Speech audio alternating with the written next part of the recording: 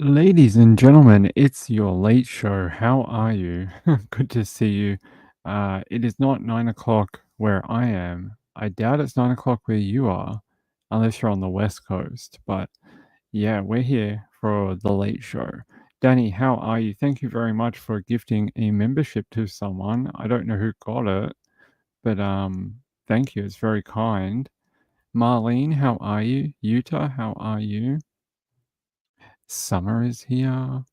Marilyn Landis is out tonight, but dropping in. How are you, Marilyn Landis? Angela, Sean, and DJ. Maria's here. All right. All right. So in Australia, a couple of weeks ago, they released a new Mr. Cruel documentary on TV on Channel 7, and it goes through I don't know. It says new information. We're going to talk about it, and I want to see what everyone thinks.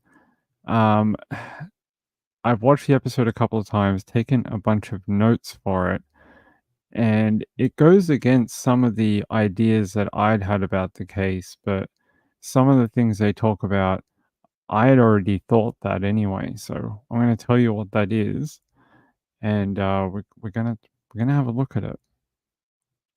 I'm good. How are you? Who is this? Rachel. Hey, Rachel. Mamma Mia.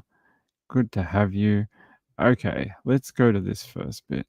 So the episode is called The Hunters, and it is it's interesting. I wouldn't call it good. I'd say it's was just 31 years old when she disappeared from if this thing would stop playing. I don't know why they like to do that.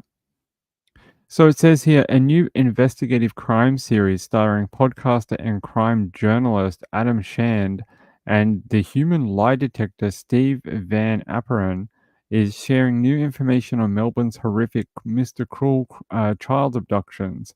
So called by the press at the time in response to reports of an unidentified serial child R-wordist who abducted and attacked three girls in the suburbs of Melbourne in the late 1980s and early 1990s. Mr. Cruel later became the prime suspect in the abduction and M word of 13-year-old Carmen Chan, whose body was discovered April 1992, a year after she was snatched from her home. So, if you don't know the case, the three that are really important, the three that lived, and then you have two that lived, and then you have Carmen Chan. Carmen Chan was the only one known that died. She was shot 3 times in the back of the head, and her body was discovered in a vacant plot of land, just buried, and they thought it was very out of the ordinary compared to his other offending at the time. And sorry, yeah, two others. So the two that I know that are what they consider canon, I guess, are the Sharon Willis, Nicola Linus, and Carmen Chan. Although I think other people suggest there could be more. The documentary goes into the background and things like that, but their big bombshell fact out of this is probably here. The episode sees Shand posit a bombshell theory that Mr. Cruel was in fact more than one offender, revelations the journalist hopes could lead to the case being reopened by Victoria Police. This sort of counteracts something he says later in the episode. Now, they reckon that they had DNA from an earlier crime, and then they had DNA from one of these three, and that they don't match, and that they knew that at the time that they did not match. And if they don't match, then it can't be the same person. Now, I'm going to show you the original map. There's a map here of all the attacks around that period of time. Hold on, let me grab it. Okay. And this shows you sort of like the spots around Melbourne. So I'm actually not sure what's going on with this map. It looks wrong to me because it says here, oh, you guys can't see it. Hold on. It says here Caulfield, but I don't know if the way I'm looking at this is wrong, but Caulfield isn't located here.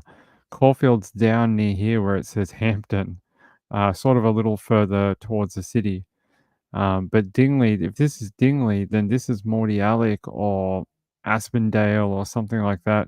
Chelsea, even something up here. It doesn't make any sense. But these are the different attacks. The four here are the ones that everyone considers um, sort of canon.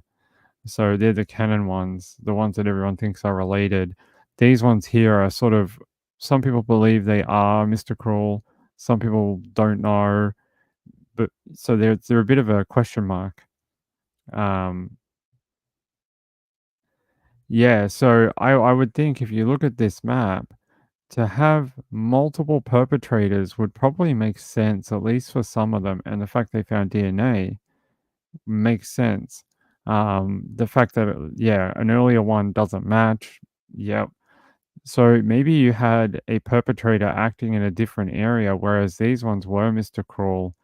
I mean, even further down here near Dingley, that's a weird area to be. So far away from everything else, it doesn't it doesn't make sense to me. But if you even had 2 or 3 people operating around Melbourne, and you got to understand this is only one side of Melbourne. You've got the north side, and then the west, and there's much more places, and I'm sure during that time, there were probably even more attacks on children that we just don't know about. They either weren't publicized or maybe they caught the guy. They just didn't fit into this basket. But they're saying in this documentary that they reckon that there's more than one offender and that the DNA between 2 that they originally thought were part of this same group. A lot of people attributed one of the earlier attacks as his sort of ascending into his full, I don't know what you want to call it. They mature as they learn the skills of their craft. And now they're saying it's not.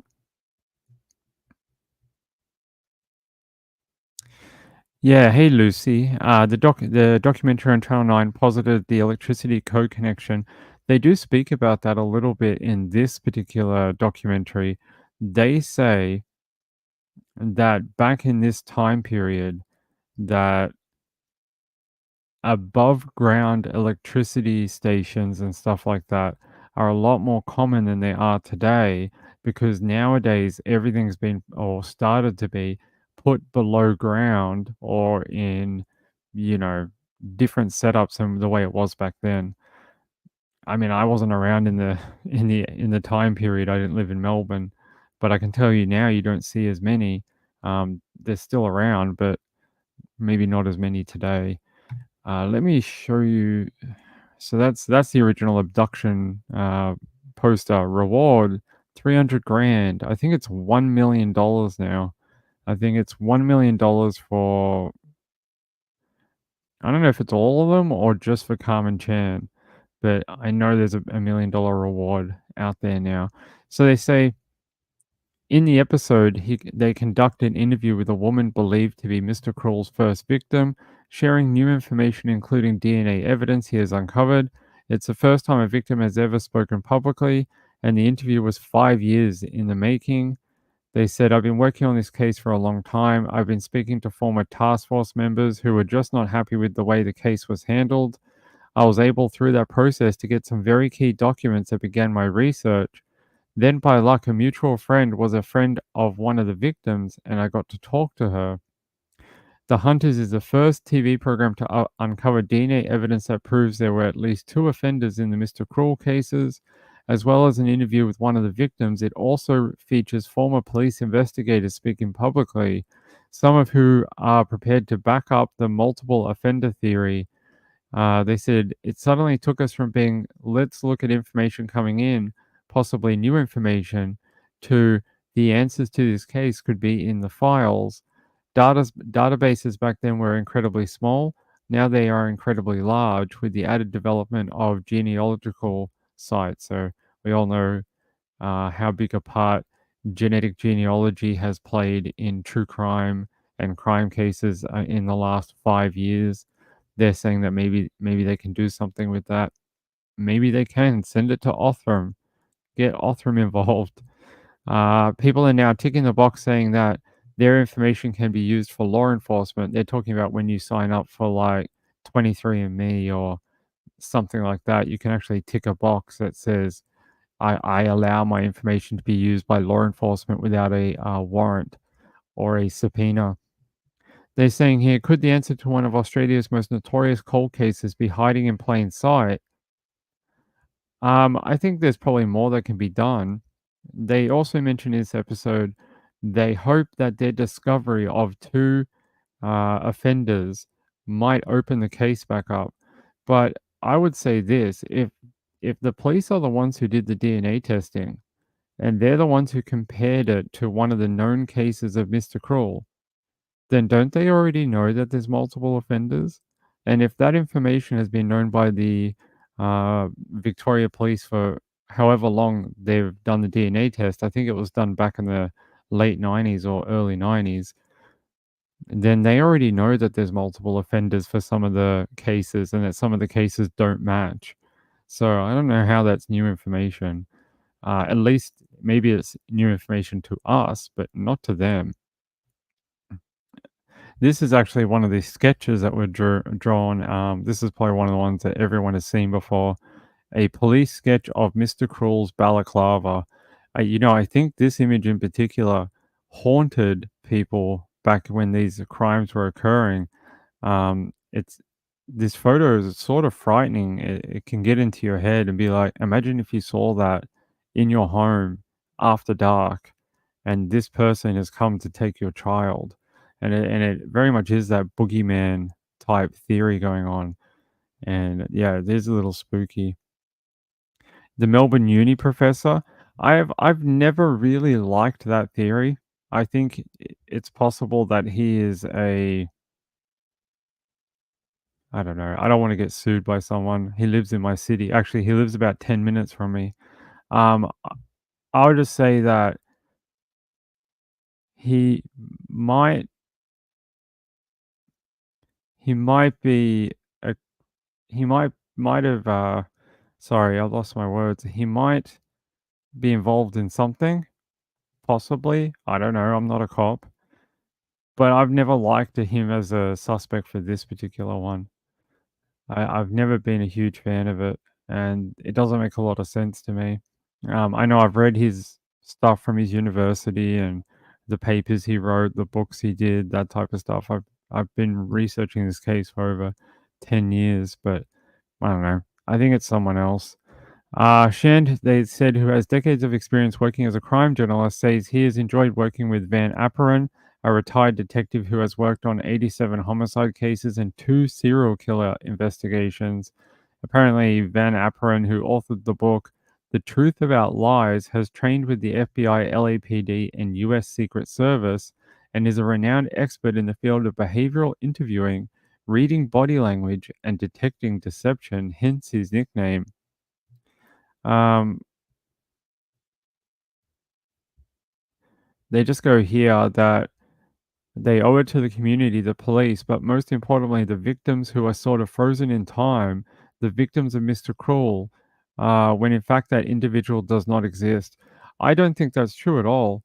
If Even if Mr. Cruel is only ever attributed to the three cases that everyone knows, the three on this particular right here, Nicola Lyons, Sharon Willis, and Carmen Chan.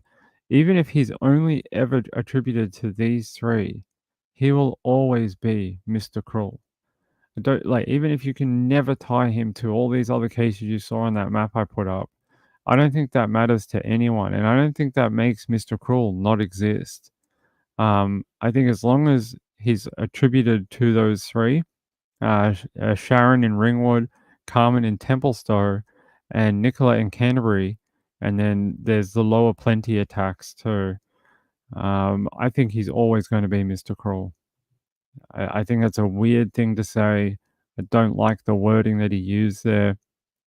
And I think that's a really ignorant thing to tell people after having a virtual boogeyman terrorize the city in the late 80s and 90s, and then be one of the most enduring mysteries in Australian crime, if not, around the world. A lot of people know about it now. And then you're just like, oh, yeah, he doesn't exist. No, no, he does. Even if you reduce that caseload, he's still going to be Mr. Cruel. In the episode, they said they conduct an interview with a woman believed to have been Mr. Cruel's first victim, sharing new information, including new DNA evidence they have uncovered. Now, I don't know if this is the woman.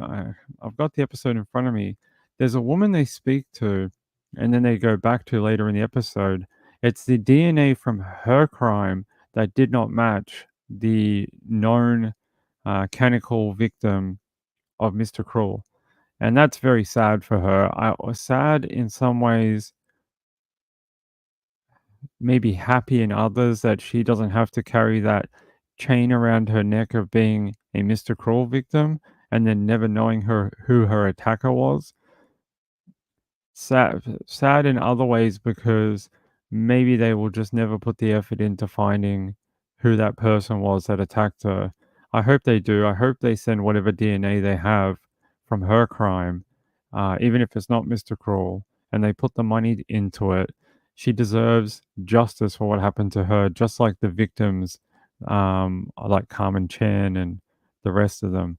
She deserves her day to see her attacker, know who it was, and remove that mysterious thing in her head, like saying he could still be out there wanting to attack me, even as an adult. It still has to play on her mind all these years later, and hopefully, it would provide some peace to her. In Preston, maybe that's the ones they consider the lower plenty. I mean, you're stretching my memory with how these work. So, you've got Hampton, Brighton. These ones I would think are all connected. They're so close together. Brighton and Hampton are basically the same suburb. Hawthorne's an interesting one. You could tie that somewhere, but these almost look like different offenders. If you were starting from scratch, you could almost group them as different people. But Nicola being this far away is not that far from Hawthorne, but these ones over here down near the bay, these are about 15 minutes from me. This area, Brighton, is a very rich area. This is where like politicians live, sports people, uh, same with Toorak, although it's not on here. Just people with good amount of money. This is where they live. They live in Brighton. Hampton too. Hampton's got some very valuable property. Um, the Dingley one is just an outlier. It's odd. It's a very odd. It's out of the way. It's not really connected to anything else. It's an odd one. Let me just see. Marlon Clausen said, "Easy to link all unsolved cases to him. I don't think he did them all." No, I don't think so either. And I think if you if you believed every single one of these were done by him in that time frame, I think you would be mistaken. I think there could be 2 or 3 people that could be attributed to all these, although I'd like to know more about these Brighton ones eventually. Like a 14-year-old boy, that doesn't even fit his MO. He typically, from what we know, attacked girls, young girls, and dressed them up in like their school uniform and stuff like that. So he had an attraction to prepubescent girls. I think they were mostly prepubescent. Oh no, Nicola Lyons was 13, Carmen was 13, Sharon was 10. She's a little younger, but well, we'll just say young girls. Young girls, not prepubescent. They're not quite there. Um, Yeah, I don't know. I watched it a couple of times. I think it's worth watching just to see the information in it and, someone else's retelling of it.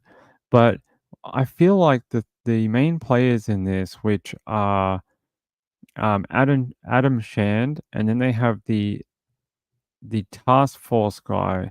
Those 2 people, I feel like on every true crime documentary, going around at the moment.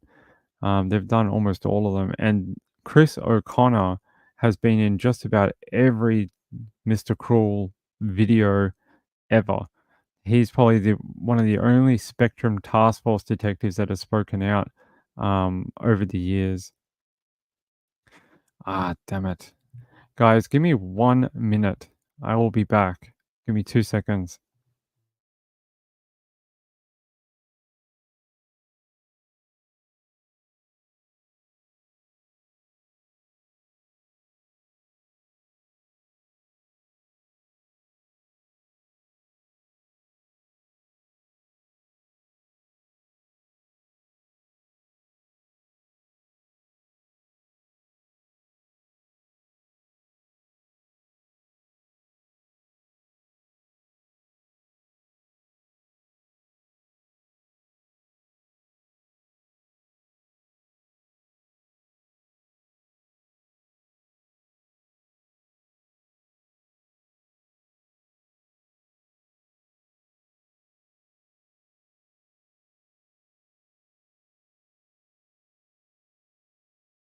Alright, we're back. Sorry about that.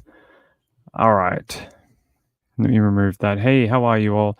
So you'll notice that the camera has moved a little bit because we have the new screen. It basically goes from right here where my finger is. I shouldn't have done that. Right over to like down here. You guys can't see it, but we had to move the camera to fit it. Damn it! Shouldn't have done that. Poor screen. All right. Yeah, so I can give you the link. Yeah, let me grab the link for it. Where is it? Here. 7 plus. 7 plus. Yeah, I'll post it in the chat for you. I think it's worth a watch, and then do your own research. Visit like Melbourne Marvel and the Wikipedia. There's some other websites that have good information on it, dating back a lot further. News clippings, that type of thing, I think are better to read. So it says here, one of the things that I thought was interesting, in 2016, the Herald Sun newspaper published details of the Spectrum Task Force dossier on 7 suspects known as the Sierra Files that were produced with the assistance of the US FBI. The newspaper also details of police witness statements from the victims and their families. Let me see if I can find that. Yeah, this was the Sierra Files. They said it's 25 years next week since the child abducting murderer known as Mr. Cruel kidnapped his last known victim. Previously, secret information about the still unsolved Mr. Cruel attacks has been provided to the Herald Sun. That information includes new details about 7 Mr. Cruel suspects who were unable to be eliminated. One of them is that Melbourne University lecturer. Yeah. They said the 75-year-old convicted sex offender last week admitted to the Herald Sun he knew police considered him to be the prime suspect, although I don't know if he was ever considered the prime suspect, but he was a suspect. Give me 1 second.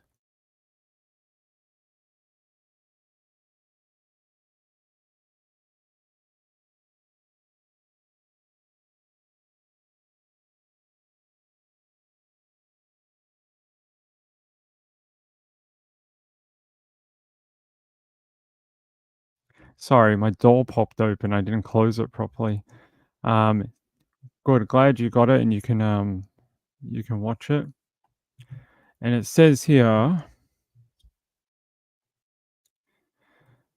They said the new Mr. Cruel evidence is being revealed in a 10,000 word report at heraldsun.com.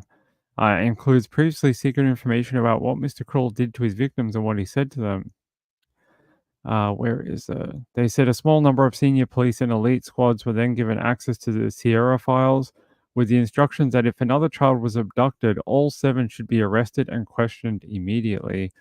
Their research suggested Any of the 7 could be Mr. Cruel, and all of them had the sick traits necessary to commit the type of horrendous crimes Mr. Cruel was responsible for. No details were ever made public about Mr. Cruel's suspects until now. The Herald Sun recently obtained their names. While it is not identifying them at the request of Victoria Police, it is revealing previously secret information about all 7 men. Well, where are that? Where is that information? 7 suspects. All right. So I can probably show you. Start exploring. All right. The prime suspect, that's the university lecturer, 74, lived in Thornbury at the time of the Mr. Cruel attacks and still does, jailed for 10 years in the 1970s after pleading guilty to R-word and other offenses involving attacks at knife point on girls and young women in their homes. Recently retired from his position as a director of construction design company. Last week admitted to the Herald Sun that he knew police were looking for him in regards to the Mr. Cruel attack. Unfortunately, it looks like some of the photos are no longer working anymore. This was a sort of sketch slash design done based on one of the girls, what they remember seeing when they were abducted. This was a bathroom that they were trying to look for. I don't think they ever located it.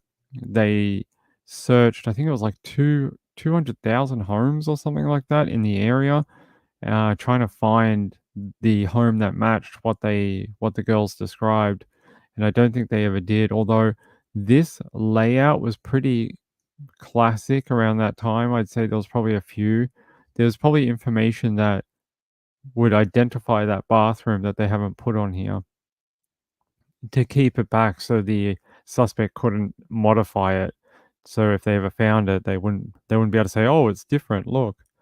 The bathroom and toilet. They say this is the bathroom where Sharon Willis, and Nicola Lyons, and almost certainly Carmen Chan were held prisoner. Had a bath, a glass sliding door to the shower, and a wall-mounted or pedestal-type wash basin adjacent to the shower.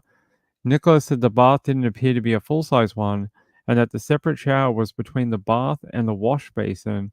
Both girls said the toilet was in a separate room next to the bathroom, which is a very old school design to have the toilet outside of the shower area. It's a very 70s type makeup of the house. Both girls said, yep. Nicola said the toilet roll holder was on the right side when seated on the toilet, and that the door to the toilet opened right to left from the outside. Let's see what else they have. And this was in Mr. Cruel's bedroom. They're saying a black, gray, brown blanket over a unit here, like a tall boy or something like that. Peach colored full length curtains. A camera on a wooden tripod. On a wooden tripod. And so they reckon he definitely has photos or videos of what he did to the girls. Almost certainly they believe there are photos out there that he took of the girls, possibly video as well. And they're saying it was a double bed with peach colored bedhead, so the bedhead matched the curtains, and then a bedside unit or table, and beige slash cream colored carpet. They also, while being in this room, were tied. They were restrained as well. I think at least one of them was tied around the neck and then um, restrained against the bedhead or another object to keep them from moving. All the girls had balaclavas put on them and told not to take the balaclavas off or they would face the consequences because his life was worth more than theirs, basically. Or yeah, that's the way you would say it. Let's see what else we've got. Yeah, that's the bathroom. Map overview. What else have we got? Things Mr. Cruel said during the Linus attack. They said, see this here? This is a really sharp knife, and This is a real gun. It shoots real bullets and blows your head off." And he said that to Nicola. He said, "If you try to see it, it will be very dangerous for you. And keep your eyes shut if you want to stay alive. And crouch down on the floor, get down low, get your head right down. And you've got to clean yourself thoroughly and clean your teeth thoroughly." And what does he say? "I'm just going to tie your feet up now." And he said other things like, "Think you're worth $25,000? And you will get home. You'll be home by late Thursday evening, early Friday morning, and I'll drop you off at a place and change your clothes. And you'll have to wait 10 minutes, then you can walk to a police station. I'll give you directions to the police station. And when you get back to the police station, they will ask you a lot of questions." So he sort of directed the girls and told them that they would make it home eventually. They said Mr. Cruel suspect number 7 would be 67 if he's still alive. Lived in Glen Iris at the time of the Mr. Cruel attacks. There's been no answer on the many times the Herald Sun has knocked on his door at the Glen Iris address he lived in 25 years ago. Neighbors say they are not aware of him. He isn't on the electoral roll or in the phone book and doesn't use social media, unable to be contacted. Well, that's spooky, isn't it? Let's see what else we've got. Mr. Cruel suspect number 2, would be now aged, he'd probably be now aged about 70, 72. They said he lived in Eltham at the time of the Mr. Cruel attacks. Father of his former girlfriend still lives at the suspect's Eltham address. Recently told the Herald Sun he hadn't seen or heard from him in more than 20 years. The Herald Sun has discovered that after moving from Eltham, he lived at different addresses in the Box Hill and Surrey Hills area. He ran a business in Bolwyn and Mount Albert, before moving to live in a caravan in Lake Cathy in New South Wales after marrying a Canadian woman. He left the caravan park in June 2014 and moved to Canada to live with his wife. One of his brothers last week told the Herald Sun he hadn't lost touch with his sibling, but would try to contact him and tell him the Herald Sun wanted to speak with him. The Herald also emailed the suspect. He did not respond. I'm guessing, yeah, he wouldn't. Things Mr. Cruel said during the Lower Plenty attack. To the victim's parents, "Be quiet, don't move, or I'll hurt someone. Get into the wardrobe and sit down. Get into the closet and kneel down. All I want is money, food, and clothes. How much money is in the house?" To the victim, "What's your name? How old are you? And clean your teeth. I'm going to count to 100 slowly, then you can free your parents." So he said very strange things. He often talked to someone who wasn't there. He would use a lot of redirection, and he thoroughly cleaned the girls after each attack. It was very odd, and the police were like, it's almost like he knew about forensic science or things that would be able to get him caught. And he cleaned their nails, cleaned their teeth. I don't know if he washed their hair, but he bathed them like a baby, washed other parts of them, if you know what I mean, and made sure as much evidence was gone. And yeah, that's why DNA evidence and other evidence is hard to come by in the Mr. Cruel case. That's that one. We've already done that. I think that's about it. I think we've done most of the map. I wish the pictures were still working, but they must have gone away at some point. It says, "Things Mr. Cruel said during the Carmen Chan attack. To Carmen, see this knife? And where is your mum and dad?" To Carmen's younger sisters, you two little ones, get in the cupboard." And then he abducted their sister. The sister wound up dead. They found her body a year later after she was abducted, unfortunately. There you go. Angela says, like a policeman or someone into true crime, sort of. I don't know how much they would have known back in those days about. I don't know how much was on TV or in not social media, but in the media, that type of thing. I don't know how much there would have been accessible to the average person unless you went to like a university library or somewhere that you could get a biology slash forensic type book to try and look through. Other than that, I'm not sure. But it's interesting that he seemed to know a lot of what would get him caught. Yeah. So this is the Wikipedia. Here, Mr. Kroll is believed to have videotaped or perhaps taken still photographs of his attacks, and detectives believe that if he is still alive, he will have kept the tapes and/or photos and will still collect and possibly swap um, cheese pizza. They say he almost certainly continues to collect uh, normal pizza through the internet and may communicate with children using chat lines. Mr. Kroll meticulously planned his crimes. For example, in one case, he abducted a girl and told her he would release her in exactly 50 hours, and he did. He bathed his victims carefully, with one victim describing the act as like a mother washing a baby. In two cases, he took a second set of clothes from the girl's home to dress them in before they were freed. The modus operandi was the same in each three of the attacks, and the victim statements provided to police that it was the same offender. Two of the Mr. Cruel victims were able to provide details of the house where they were both kept. Both had been leashed to a bed. The same two victims told detectives that they had heard planes landing, leading police to believe the house was in under one of the flight paths in Melbourne. That was one of the big clues that police tried to use, but to track down the house, but they never did. They spent a lot of money and a lot of time trying to find that property, and they never found it. They said police established the Spectrum Task Force in May 1991, dedicated to catching Mr. Kroll. The task force searched 30,000 homes and interviewed over 27,000 suspects over the attacks, and it cost them, at the time, $3.8 million, and it got them nowhere.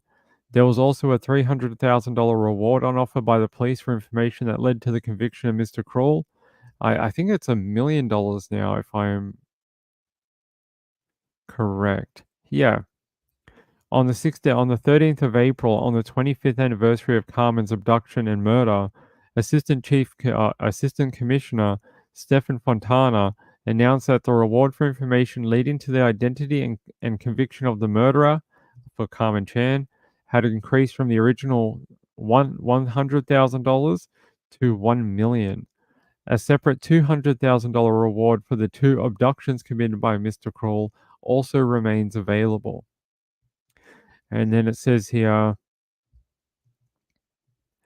da, da, da, here, there have been varying reports by the media of suspected attacks prior to 1987.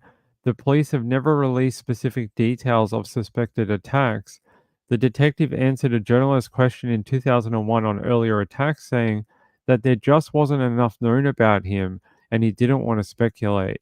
In a 2019 television documentary, retired detective Chris O'Connor said there was, broadly speaking, perhaps up to a dozen victims for the investigation. The first victim was a 14-year-old girl who was abducted from her home in Hampton in February 1985. During her assault, the attacker told her, "My liberty, my freedom is more important than your life." An intimate swab was taken from the victim. I think that must be the one they're talking about in this documentary that didn't match.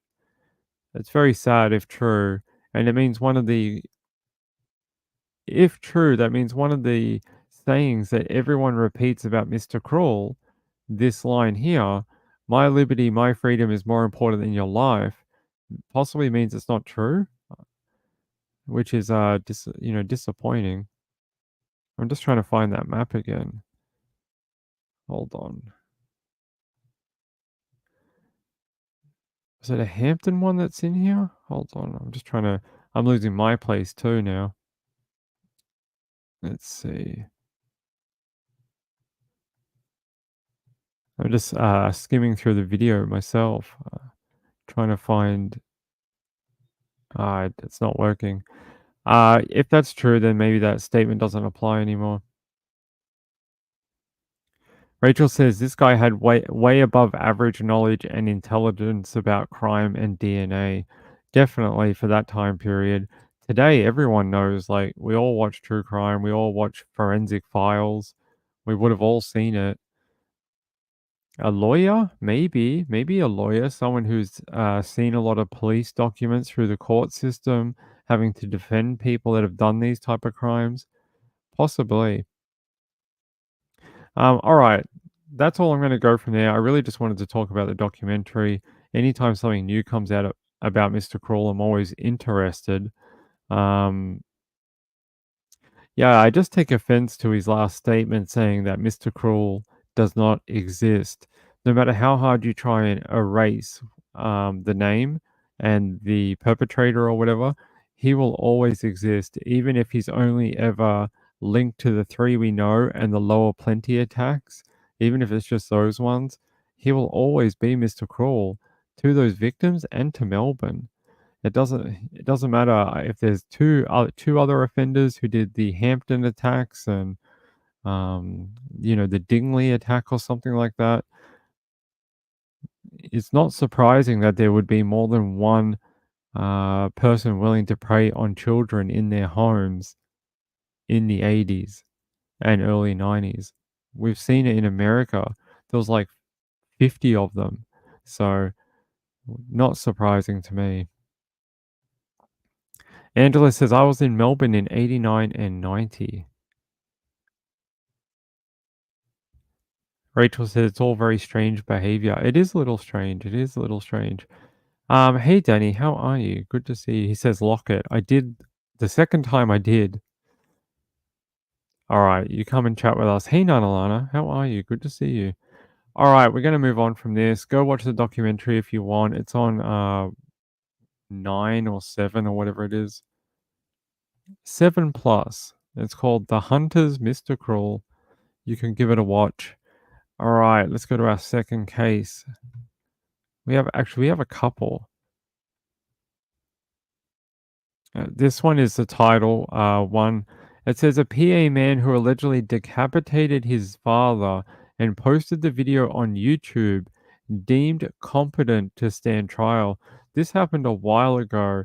His name is Justin Mohn, and he went to his father's home, broke in, I think, killed his father by beheading him, posted the video while holding his dad's head while spouting like government conspiracy nonsense into the camera and saying stuff like the government made me did it. They're coming for all of us.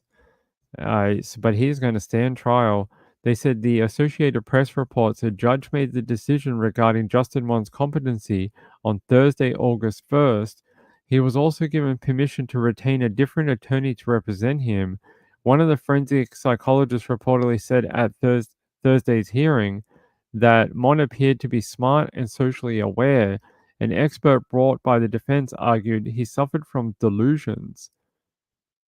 The defense The defense expert Dr. John Markey reportedly said Mon believed his attorney was a federal agent and that he wrote a letter to Russian ambassador to the United States apologizing to President Vladimir Putin for being the real Tsar, the real Caesar of the country.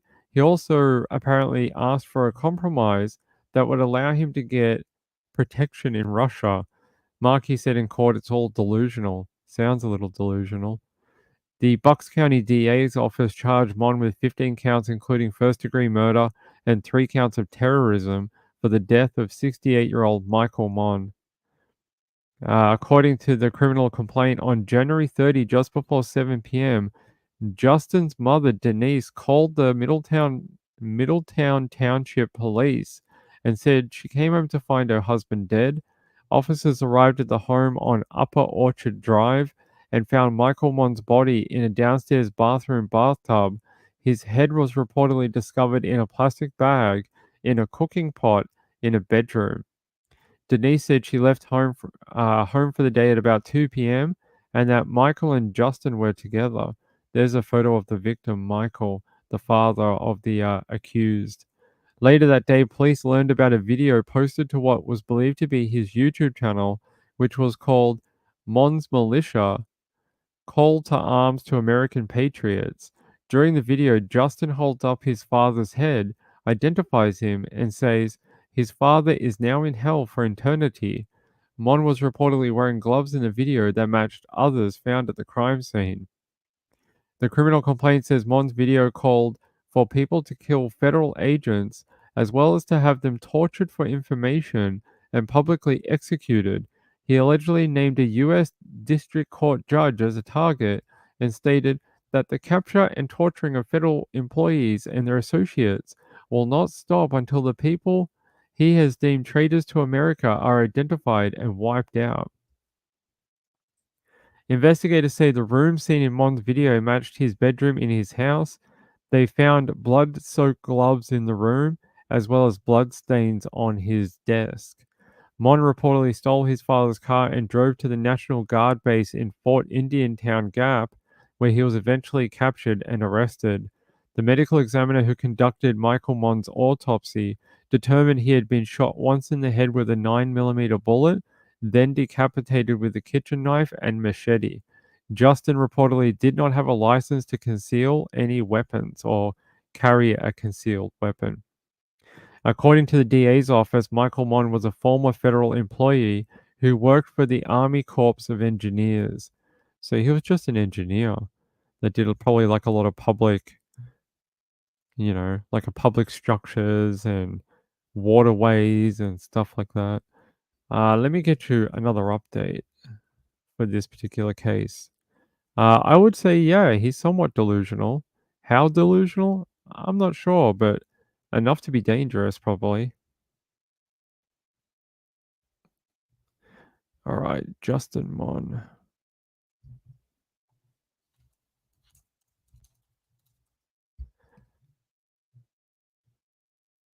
All right, let's go to CBS in Philadelphia. Try to get you an update. When the ad finishes, we don't have to watch the ad. No ads for us. Stop doing that to me. All right. No one cares about Celebrity X. Plus. Police say 32-year-old Justin Mohn killed and decapitated his father and posted a disturbing video online. CBS Philadelphia reporter Marcela Bayeto brings us the very latest.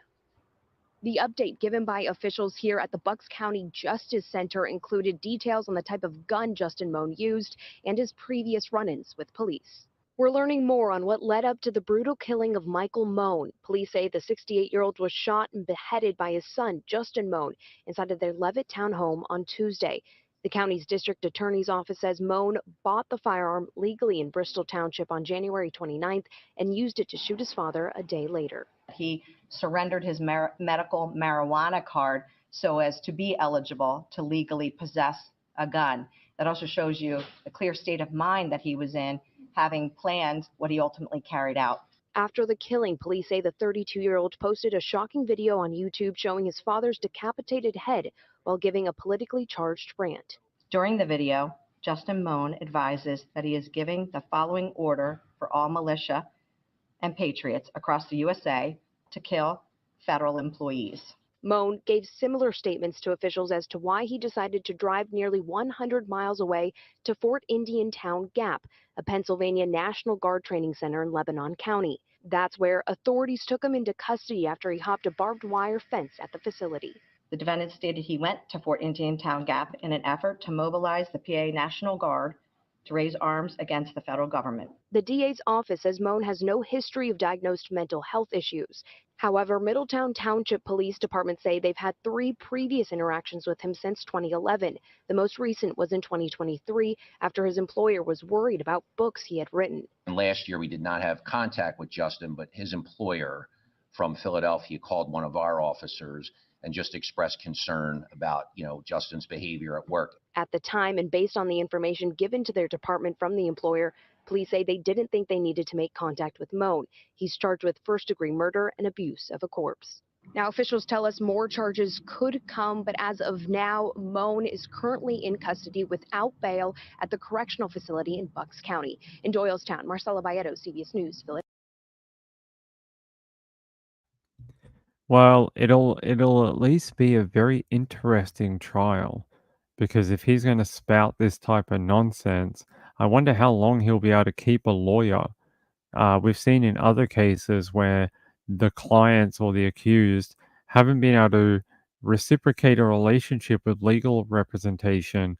Oftentimes, the legal representation bows out and says, "Hey, I can't give this guy a proper defense because he's he or she is just a bit of a nutcase, and I don't know what you want me to do with it, but I'm not going to give someone a lousy defense and have my name on it. And I would like to recuse myself from this particular case." And I could see that happening if they try and push this through. But hey, if the documents say he's okay, then he must be okay. We'll find out. We will find out. Yeah, his poor father, man, killed by his own son because the son thought it was some sort of commie plot to take over the world or something like that, and everyone was losing their American freedoms, and it was all because of federal agents and stuff. Dude was a complete nutter and completely off the, just not even connected to reality. Yeah, he definitely sounds mentally something. Oh, your cat's not doing good? I'm sorry to hear that, Reby. I'm sorry to hear Bunny Cat is not being a good putty cat. Um, Talking about people who do bad things, I have another story here. Where is it? Here. We're going to go back to our friends in Arizona. We like going to Arizona.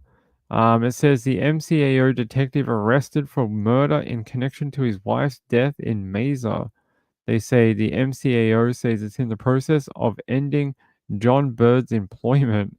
They say a detective with Maricopa County Attorney's Office has been arrested in connection to the death of his wife.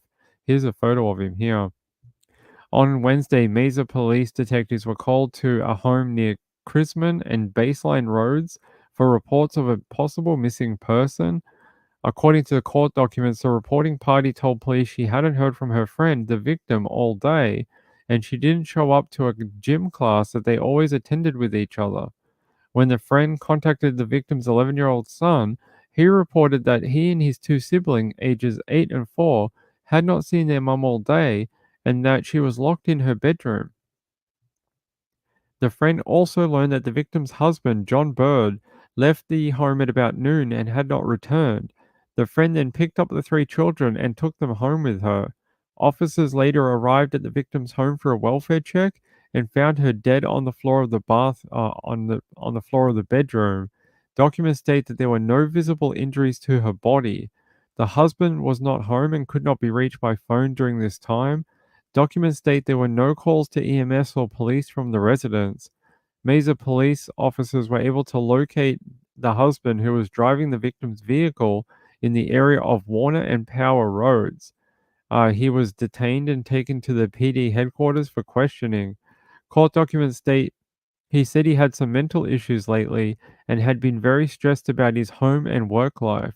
He told detectives that he and the victim were in a heated argument that morning and a switch just flipped in his head, and that he put his hands around the victim's neck and strangled her to death. He stated he left the room and locked the bedroom door so the children would not see her. He has been arrested and is facing charges of second-degree murder. An official with the Maricopa County Attorney's Office say they are in the process of ending his employment, and the Pinal County Attorney's Office will handle the investigation. Here's a video about it.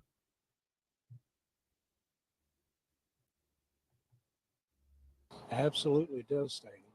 I'm still in shock over it. This East Mesa community near Chrisman and Baseline still grappling with the death of their neighbor, Elizabeth Bird. Did you see police here? Yes, yesterday evening, last night. Court documents say police were called to the Bird family home Wednesday, a friend of the family alerting officers they hadn't heard from or seen Elizabeth, ultimately learning from the 43-year-old's oldest child, just 11, that his mom's door was locked. That child and his two younger siblings were at home, but Elizabeth's husband, John, had apparently been gone for hours. Police ultimately finding Elizabeth dead inside the bedroom. Later that night, tracking John down in a car over 15 miles away. Investigators say the 47-year-old told officers he was having mental issues and had gotten into an argument with Elizabeth early that morning when a switch just flipped. John allegedly telling police he strangled her. I know that this family has 3 young kids. I mean, Yes. this is tragic. What are your thoughts to the I feel family? bad for the kids. Now they're going to have no mother. Some neighbors still in tears, not wanting to go on camera, many saying Elizabeth and her family were incredibly kind. Seemed like a really nice guy when I met him. But when we found out the news yesterday evening, it was very shocking. A few neighbors also mentioning to us John's work as a detective with the Maricopa County Attorney's Office. This write-up, posted in February 2023, says John was working for MCAO's Investigations Division in the Family Violence and Trial West Bureau. By now, he would have been in his 8th year, but court documents say John was on medical leave from work. I don't care what happens in your life. Just stop and think before you do something. John, now in custody, booked on a second-degree murder charge. He's expected to have his initial appearance before a judge late Thursday night. MCAO now in the process of ending his employment. I was able to speak with a member of Elizabeth's family who said they're devastated but asking for privacy. In Mesa, Ashley Holden, ABC 15, Arizona. Absolutely.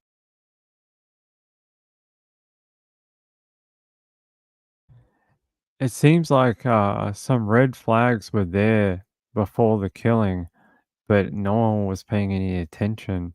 I feel very sorry for her family and his family too. It sounds like maybe the stress of his job got to him and snapped or something. But it's no excuse for killing your wife, who was probably just trying to support you. And it says, yeah, according to the court documents, yeah, he strangled her to death. And I'm so glad the children didn't see it either. Um, Let me try and find.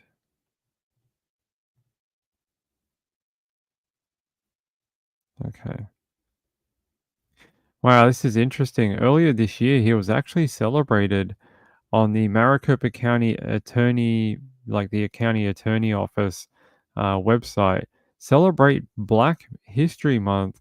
Meet Detective John Bird. In honor of Black History Month, the Maricopa County Attorney's Office would like to highlight an employee that goes above and beyond in their contributions to the criminal justice system and the community. This coming April highlights the 7th year the detective started working with the MCAO. He currently works for the MCAO's investigative division in the Family Violence and Trial West Bureau. You don't say. Interesting. They're saying here, before working with the MCAO, Detective Bird spent 5 years as a detective with the Arizona Department of Juvenile Corrections. During his time there, he realized the potential and importance of working with youth. So, this is a guy who literally worked with the Family Violence Division, and he committed family violence on his own family by killing his wife. That is a horrible, you know, just terrible that his like wife ended up being the victim of his own crime. I will keep you informed on that. One of the things I wanted to talk about as well, I was looking up today, did we have any missing people? We did. And when I was looking it up, there are like 15 people who went missing today and were found. I'm not kidding. There was a girl called Aubrey Rodriguez, missing from Anaheim, is 11 years old, and she was located earlier today. Great news. Within 5 hours was located. There was a woman called Ashley Bracamonte, walked out of Cristo Rey today at 9:18 a.m. and hasn't been heard from since. She was located within 2 hours of her message going live. Who else do we have? I saw a bunch. There was a 4-year-old in Oklahoma that went missing. They issued an Amber Alert, but that one's been resolved as well. There was a Silver Alert issued for a 69-year-old woman. She's been found.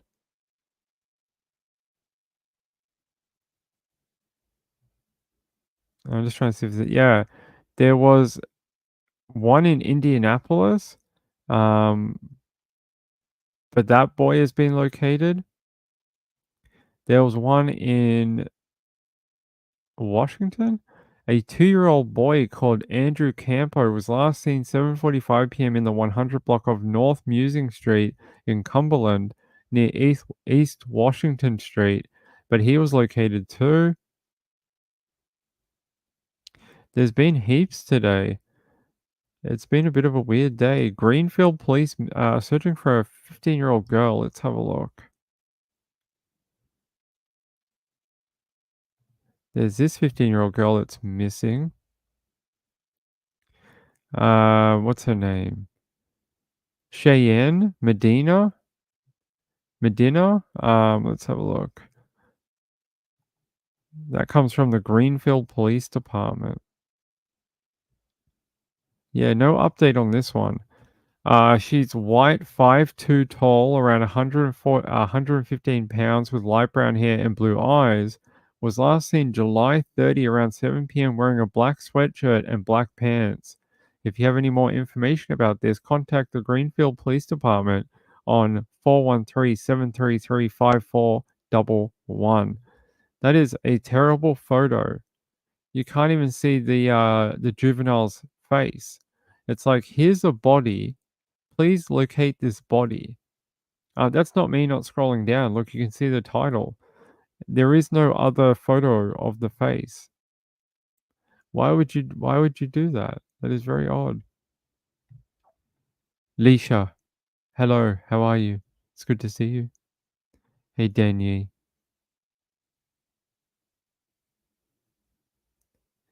I don't know why she's calling me. What's wrong? Leisha, tell me what's wrong. Alright.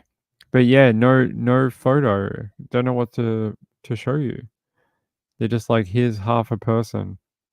Let me see if I can find anything on her. It's really offensive, almost.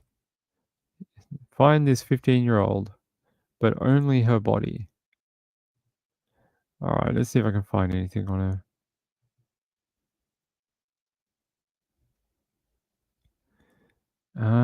I don't. What the hell? Someone was uploading something very odd to Twitter.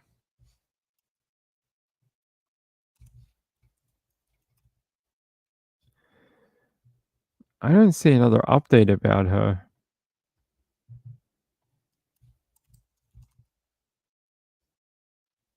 Here, missing teen sought by Greenfield police.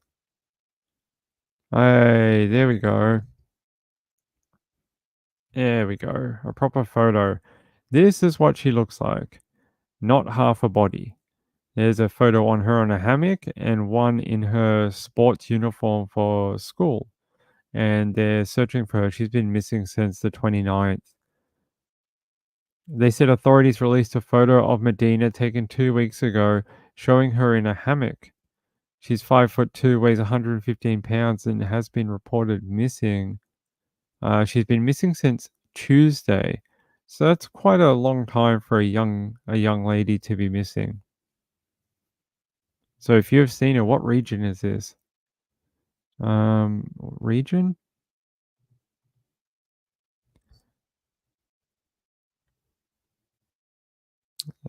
Greenfield Police Department? Newport? New Hampshire? Maybe? Greenfield Police Department. All right, let's have a look. Where is the Greenfield Police Department? Oh, Massachusetts. MA, right? Massachusetts, or is that Yeah, it's Massachusetts. So Massachusetts or Mass, call it like Mass. All right. This is from Massachusetts. So she's missing from Greenfield, Massachusetts. So no, Greenfield, field like a hockey field. Andrew says I'm late for the late. Gonna rewind. Okay, you be late for the late. By the way,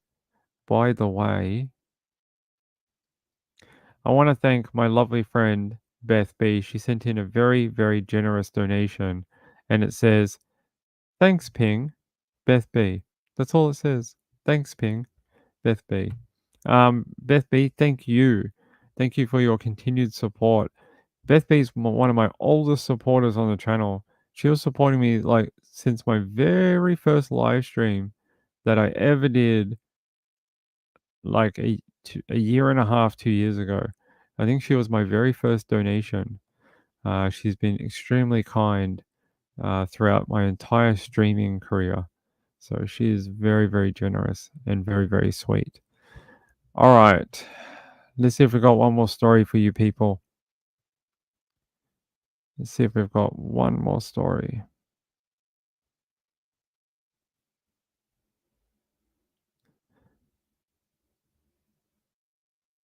What? Hold on, let's look at this. What happened here? Apparently, a couple here. Teen discovered in Oklahoma tied to a tree. It says Washington County Sheriff's Office deputies responded to a child abuse case on Sunday morning near Vera, Oklahoman. Okay. Upon arrival to the home, deputies and representatives for the Department of Human Services Child Welfare found a teenage girl tied up in a yard, apparently having slept on a piece of carpet. The investigation revealed the girl was visiting family in the area from Texas and had been tied to a tree with a ratcheted strap for over 24 hours. Deputies reported that the girl's father, Johnny James, told officials he restrained her as a form of discipline as she had mental development issues. I don't think that's the way you deal with that. James claimed he tied the 15-year-old daughter outside to prevent her from urinating and defecating indoors, adding that having tied her up outdoors prevented a mess. He claimed that this was due to my page disappearing. This was due to the daughter wanting to live with her mother. James's girlfriend, Kaya Clark, who was present at the scene, told investigators she was aware of the situation. She explained her silence by saying she was frazzled.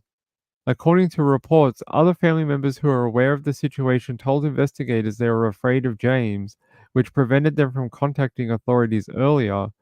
The girl was taken to hospital for treatment of her injuries. DHS Child Welfare looked into state custody. No. They took her into state custody. Several other children in the home were also placed in DHS custody. The ages of those children are unclear, and as to whether James is their parent. Deputies arrested James and Clark on charges of child abuse and neglect. James's bond was set at $500,000, and he hasn't been able to make that bond, so he's still in jail. Good. Stay there. Nobody wants you out. We're gonna tie you to a tree and leave you out there because you have a dumb face, and we're quite offended by people with dumb faces. So it's less of a mess if I tie you up outside and then beat your face. So I don't want any mess inside my home. So it's easier to tie you to a tree too. Uh, Yeah, what a piece of crap that guy is. Let's see. Mr. Mr. Man with that has two first names, Johnny James. All right, let's see. Johnny James.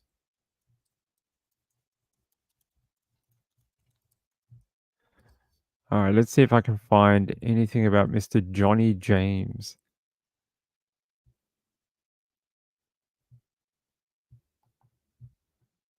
I was hoping to find a video or a photo of him. Let's see if Law and Crime actually. Oh, here we go. Here we go. Yeah, look at this. He has. Wait for it. He has the crazy eyes. Look at him. He does. He totally has the crazy eyes. I mean, you see it and you just recognize it straight away. He has the crazy eyes. That's his girlfriend next to him. That's Kayla Clark. On the left is Johnny James with the crazy eyes. Yeah, if that's what he does to kids, imagine what he does to animals. Imagine what he does probably to his girlfriend. Probably similar. Hey, Beth B. Thank you. That's very kind. She says you're very welcome. It's very sweet of you. Um, Leave him in the jail. Leave him in the jail. Doesn't deserve to get out. It says cops in Oklahoma arrested a father and his girlfriend after they allegedly found his 15-year-old daughter tied up with a ratchet strap to a tree in the backyard of a home between a chicken coop and a shed. Johnny James 40 is in jail of charges of aggravated child abuse and neglect, while Kayla Cherie Clark 42 is facing an enabling child neglect charge. On July 28, deputies from the Washington County Sheriff's Office responded to a home in Vera, a small town in northeast Oklahoma, about 25 miles north of Tulsa, for a child abuse complaint, according to a probable cause affidavit reviewed by Law and Crime. They're saying, yeah, this freaking sad, man.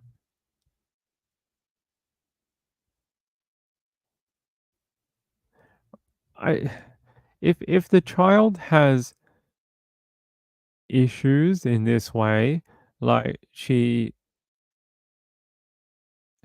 she has issues with going to the bathroom or whatever, we've been taking care of old people and children and other people who need the help for, as long as humans have been around. And not one of those techniques in helping people like that is tying them up to a tree outside. There are things you could do without being a lazy bastard to, one, mitigate the shame that this poor 15-year-old girl who seems to have some health issues or whatever, you could help mitigate her shame and discomfort, and you could make your workload be a little less.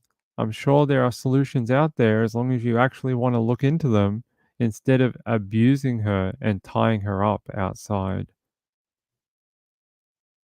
Kim68 says, gotta go.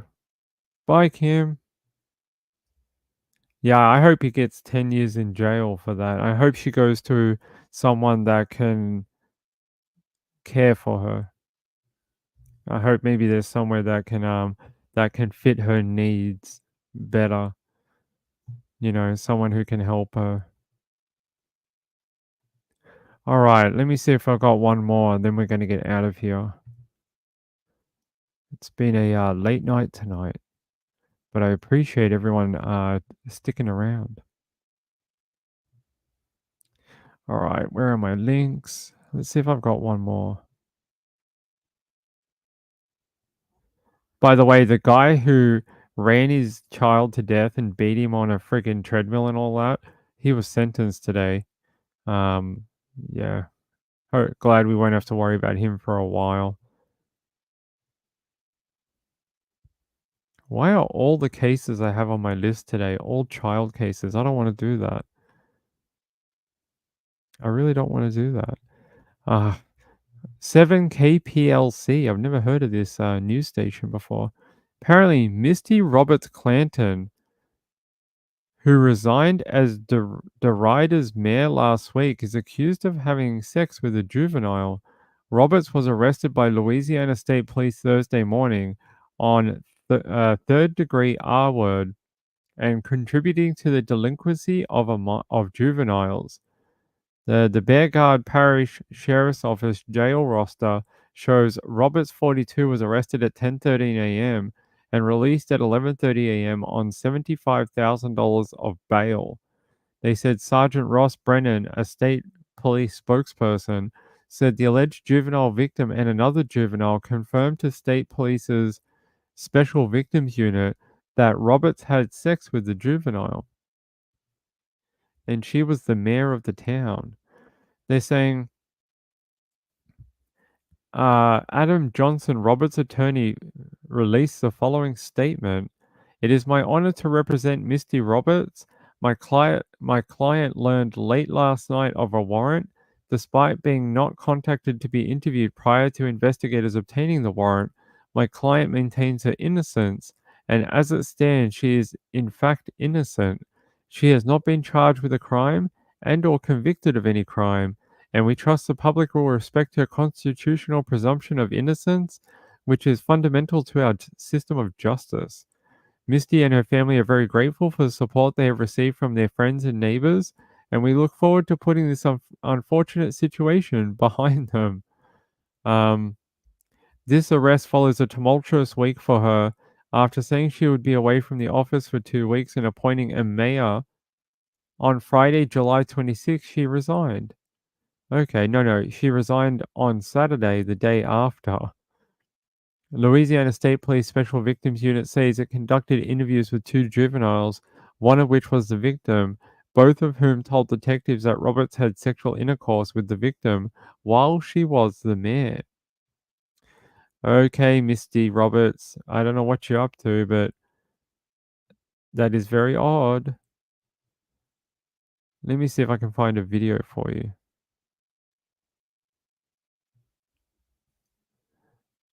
No? Okay.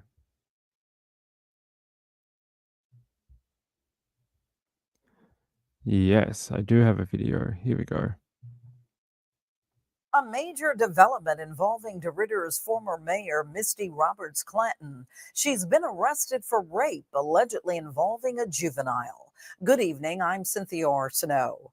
The State Police Special Victims Unit interviewed 2 juveniles, including the alleged victim. Both confirmed Roberts had sex with the one juvenile while employed as mayor. 42-year-old Roberts is facing 1 count of third-degree rape and 1 count of contributing to the delinquency of juveniles. She's been released on a $75,000 bond. It'll be up to a grand jury to decide if she'll be officially charged. Roberts resigned as mayor just 5 days ago. Her arrest follows a tumultuous week in DeRidder. Roberts said she'd be away from the office for 2 weeks, appointing an interim mayor on Friday. She then resigned Saturday. Attorney Adam Johnson is representing Roberts. He said in a statement, quote, "My client maintains her innocence, and as it stands, she is in fact innocent. She has not been charged with a crime and or convicted of any crime, and we trust the public will respect her constitutional presumption of innocence, which is fundamental to our system of justice," end quote. Now, we'll continue to update this story as new details are released on air and online at kplctv.com. Baseball former bar.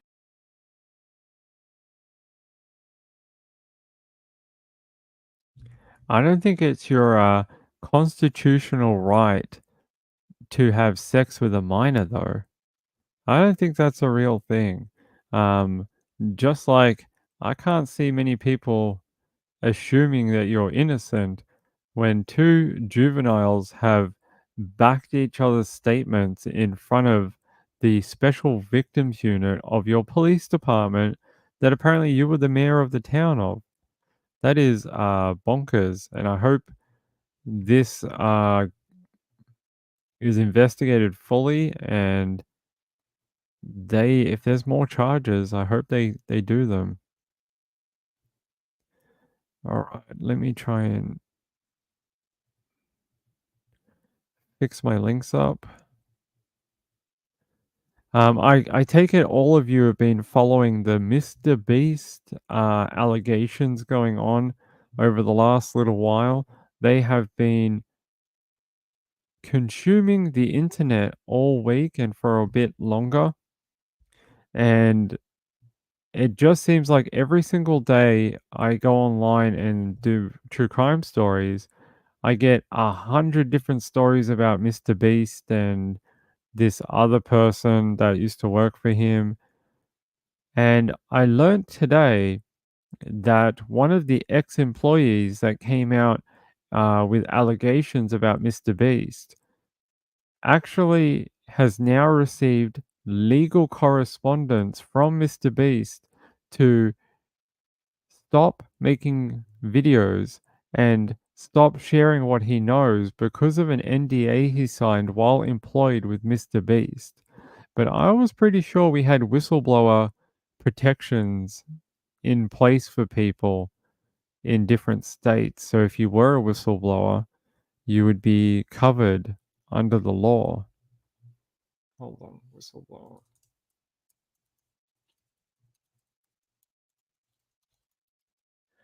Let me see. It's only for federal employees. Well, that's a shame.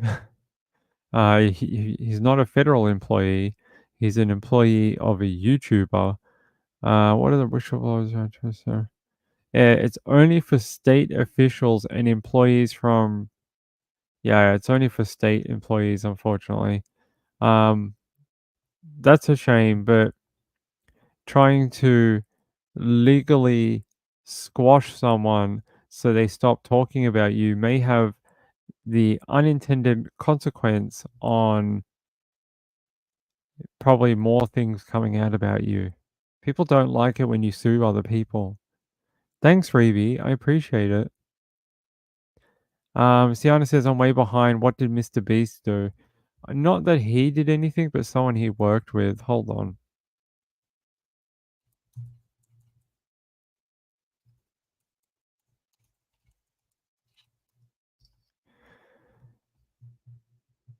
So we can go to Polygon and I'll show you an article.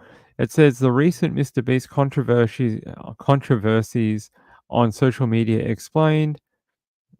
Basically, the majority of it revolves around this person called Ava Chris Tyson.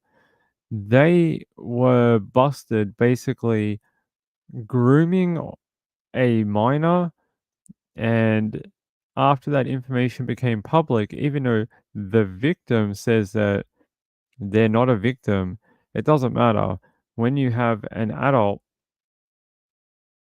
in the power position being the adult and that person is interfering with a juvenile, it doesn't matter what the victim thinks or whether they're a victim or not.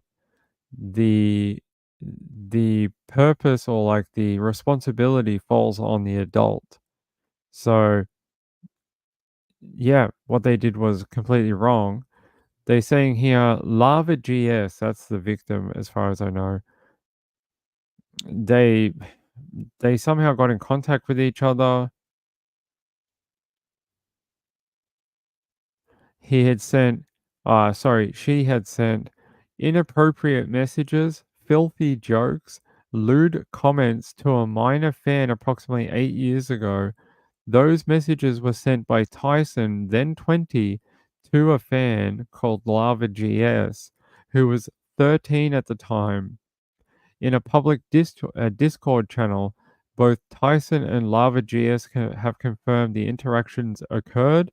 The two went on to maintain a seemingly friendly relationship online for years afterwards, with Lava GS serving as a Twitch moderator for Tyson. Lava GS has said publicly that he did not consider this to be a grooming situation. However, Tyson took to her ex account to apologize for what happened and that she was basically fired from Mr. Beast. They say they mutually decided to part ways or whatever, but basically fired. Tyson then announced she would be leaving Mr. Beast brand. Mr. Beast, or his name is Donaldson, that's his last name, made a statement of his own saying that he had hired an independent investigation agency to go through the available evidence before he takes more action. In the wake of the controversy, others came forward with criticism of Donaldson and his operation. This included a YouTube video from an anonymous person describing themselves as a former Mr. Beast employee who discuss their discomfort with the YouTube channel. Yeah, so some of the other things that have come out is their giveaways and these fake sort of lotteries that they do. They'll say, if you buy a shirt in the next 30 minutes, we're going to throw $1,000 of cash in an order. Or if you buy in the next 5 minutes, whoever orders in 5 minutes, we're going to put an iPhone in your order, in your signed T-shirt or whatever. And some people reckon that this is taking advantage of a generally younger audience who don't understand the economics of giveaways, but also, these type of like buy something and you might win. There's also allegations that they never sent what they said they were going to, that they never gave away the money, that they never gave people the actual prizes that people said they'd won. And these have been going on for years, actually. Josh Summer says the scummiest part is he withheld medications. Yeah, I think that was during one of his events, right? Like one of his big events that they do, like a competition to win money or a car or an island or a chocolate factory or something. And that people who had to be in some sort of isolation were unable to get their medication because it was against the rules of the game or something. So I think there's a lot more to discover on this particular topic. Your last name is Beast? I never knew that. I haven't watched it. I don't watch his channel and I don't think I'm subscribed to him. No, I don't think so. But I've never watched any of his videos. They don't appeal to me at all. Don't really care for people who have to do things to win stuff or whatever. Your son watched his videos outside of gaming restrictions. He would laugh his head off. JDR. Hi, JDR. You watch all the drama channels? Do you know my friend AZ who has T-Spiracy? She's a very nice lady. Although she does a lot of the, what do you call those videos? Like where they call each other out and say that person's a shit person and they're telling lies or whatever. She does that type of thing. Very similar to, sort of like Heels in the Air, that type of channel. Angela Connolly says, I'm definitely not sub to him. I can count on one hand who I'm sub to. You watched one recently from them? Yeah, they do some interesting content in that. If you like that type of world of either true crime or YouTube, then you might like it. You might find it interesting. But I found her through some other true crime stuff she was doing back when it was the girl who went missing while she was on the van life thing. How can I forget her name?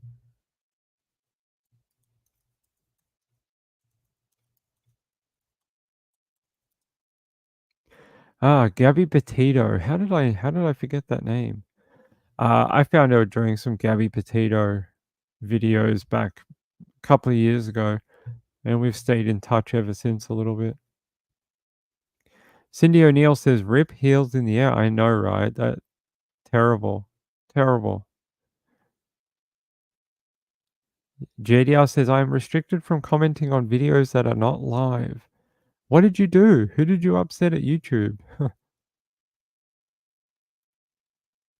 Angela says, "I know I'm subbed to someone's son." Okay, interesting. All right, I think we're gonna wrap up, everyone. I think we're gonna wrap up because it's quite late. It's quite late. Let me check one thing. I want to show you this thing that Maria sent in. She sent me this. Elderly cats are being saved from being euthanized with adorable cat retirement village. It's so cute. It's a cat paradise. They said there is an amazing retirement village that's now accepting guests, but instead of catering to the elderly people, it's designed for elderly cats. It's called Shropshire Cat Rescue, has been rescuing elderly cats that are set to be euthanized and providing them with the top-notch elder care. The owner of the rescue was tired of seeing older cats get passed over for adoption and subsequently put to sleep simply because they were old, so she decided to do something about it. That's where the idea for Shropshire Cat Rescue, no, I didn't say that right. Shropshire Cat Rescue came from, and they've got cats wandering the retirement village who are over 20 years old.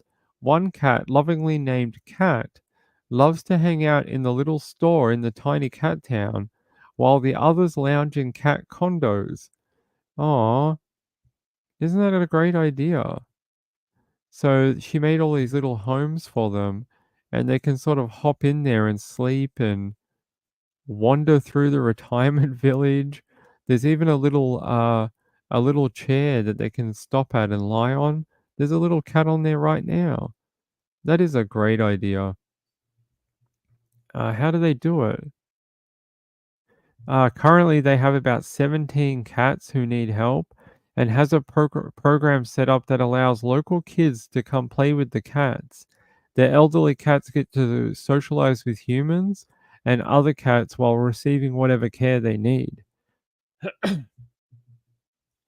Oh, it's so cute.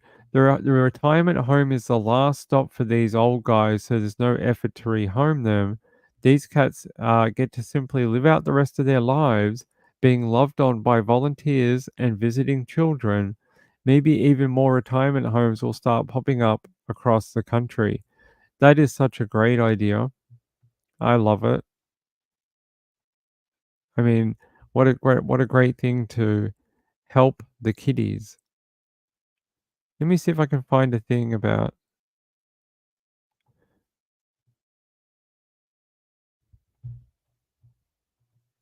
Let me see if I can find a news thing so we can watch a video on it.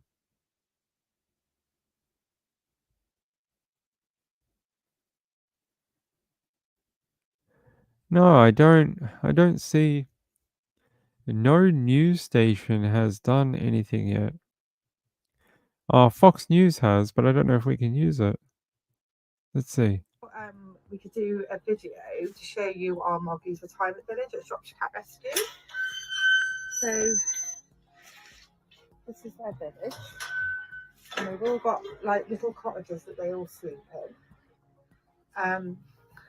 The first cat on the video is going to be Molly. Molly is 22 years of age. Got these cottages. So these are the cottages that they all get to sleep in.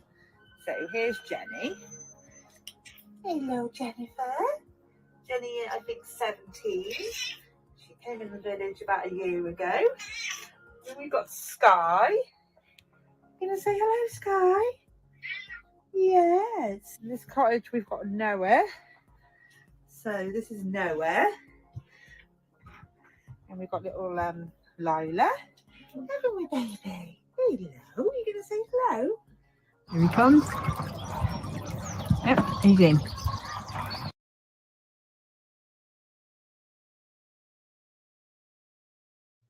The cat at the end broke in to visit its other friends. That is so cute. It's like that anti-cat thing won't keep me out. I'll just hop over it. I saw this. It's going good. We we had a plan to because we've got some more work to do in this office. I need to pull out this whole computer, and we're actually moving the camera and the microphone and a few other things. But the weekend we had set aside to do it, the computer completely crashed, and then that took up a lot of time. So because this monitor shouldn't be where it is, where you guys can't see it, but where it is right now, it's about not very far from my face. It's really close because this monitor stand is a lot bigger. So we're having to put that on a clamp, the camera on a clamp, and move this microphone to a different location. I just got to find the time. I haven't. I've. it's going to be all done together, so I can just get it all done and not have to worry about it. But we're also putting in a shelf behind me. So Reeby's poster will go here, and there's actually going to be a little shelf right behind my sort of shoulder here. So Reeby's poster will be there, and then there'll be a shelf here, and it'll have like little trinkets and stuff up there. So we will get there. I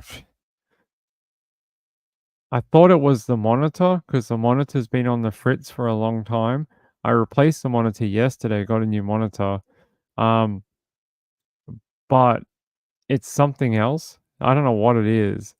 I spent 5 hours the day we came home from the wedding trying to fix whatever it was. I came home, walked in the door, turned the power on, and went to boot up the computer so I could do a live show because we couldn't do a live in the car for some reason. And then I wanted to do a quick live show to say I was home. How is everyone? And make the screen stop moving. I don't think that's me. In a moment, we'll speak with. Yeah, there you go. And then I went to went to put it on the computer, and it just sort of loaded up and just went black. And I was like, "What do you mean? Like, I've been gone for 1 day." I did remove it. It's gone now. What are you talking about? It's gone. Alright, I'm so confused. It's gone. There's nothing here. What? Look at the kitties. Here, look at the kitties. There you go. Look at the kitties. Look at the cat retirement home. Anyway, I'm not sure what 100% is going on, but I pulled out all the RAM. I took out the fans, the graphics card, and then eventually I did something, put it back together and pressed the button and it booted up. So it took 5 hours to do whatever I did to fix it. If you ask me today what I did to fix it, I have no idea. I have no idea. I just kind of just kept trying stuff until it eventually worked. So that was a great thing. Oh, you have? Oh, but we were supposed to do that other thing. I gave it out, but did you get any replies? So we were going to do a 1,000 subscriber banner. So everyone who's contributed to the 1,000 subscribers could have their display picture on a background for either the show or an intro or something like that. But did anyone write in, Reby? Hold on. Let me get Reeby's email.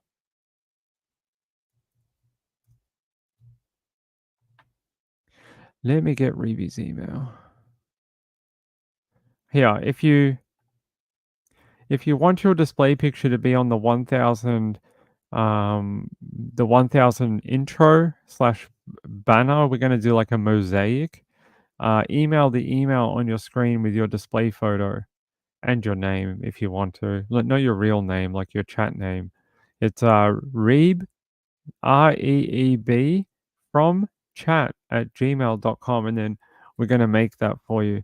Actually, Reeby, we've been trying to make a new intro video, but Canva won't do what I want it to do. It doesn't have a template for what I want it to do. So I'm having to work with Adobe Premiere, and I suck at it. So it's taking me a lot longer than I was hoping to get done. Adobe Premiere is a pain in the bum to work with. It's not as easy as Canva. Canva's sort of like point and click, and you kind of can do stuff and cut and paste. Adobe Premiere's got to do layers and this and that, and yeah. So okay, cool. That would help because there's one thing I want to do and I can't get it working on Canva. I spent like 8 hours last night trying to do it, and it looks terrible. Da Vinci? Oh, you mean Da Vinci, like the graphical work thing? I haven't tried it.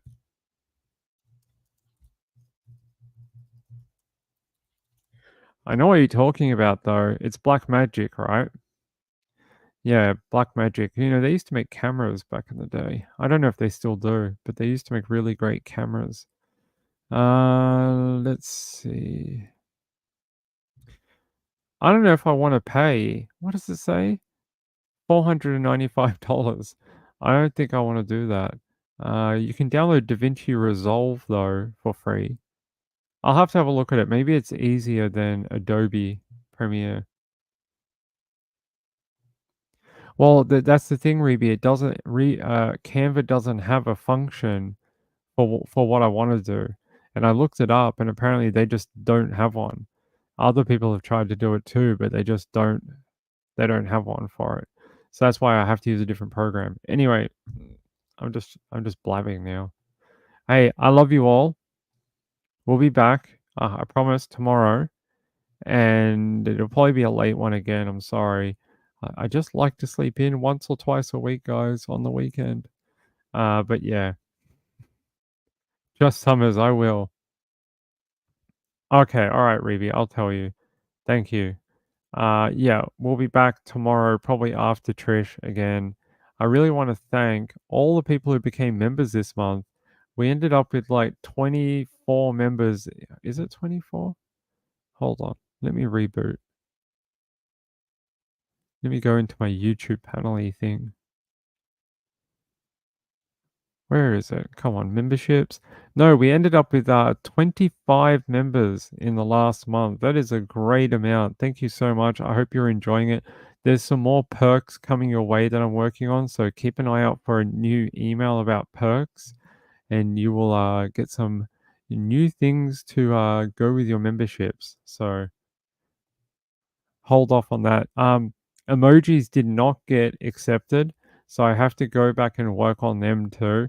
We got denied for our version of emojis, something about copyright or something. So I've got to go back and work on them again too. But hey, I love you all. Thanks for becoming a member, Reby. I appreciate it. And yeah, we'll be back tomorrow night. I want to thank Beth B for her donation tonight. That was very sweet of her. Very, very kind. People like her help keep more and more live shows and content coming, and the people who are members too. Everyone, people who do ko-fis or members or super chats or whatever, everyone contributes in their own way, including Mr. Dan Yee, who gave a membership out earlier tonight. It's very kind of him. Yeah, but I will see you tomorrow. Okay. Peace out. See you tomorrow night. Stay safe out there. Oh, okay, Sienna, you let me know, okay? I wish I could give you one. I don't think I can though. But I'll see you all tomorrow, 9 p.m. Good night. Go watch that documentary on Mr. Cruel. It's a very interesting documentary. Just keep an open mind and do your own research about what you think, okay? Bye. Bye-bye. Stay safe out there.